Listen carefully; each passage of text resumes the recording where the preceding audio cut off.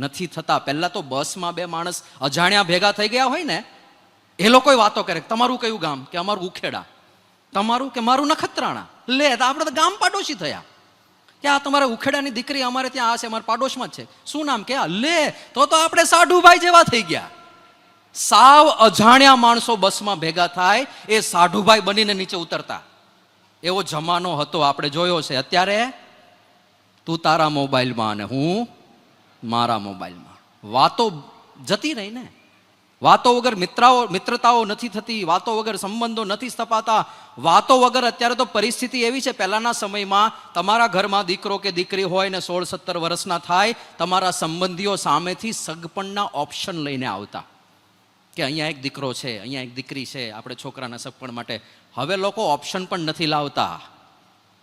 પૂરા થઈ ગયા સંબંધો, હવે નથી ઓપ્શન્સ લાવતા ને. આપણા બધાનો અનુભવ છે, આ થવા માંડ્યું છે સંસારમાં. કારણ કે સંબંધો જ તૂટતા જાય છે. એ પારિવારિક ભાવના આપણી તૂટે નહીં. ખાસ યુવાનોએ આ સજાગ રાખવી પડશે. અને પરિવારમાં તો ખાસ માતા પિતા પ્રત્યે આપણું વર્તન કડવું ના થઈ જાય, એ ખાસ ધ્યાનમાં રાખવાનું છે.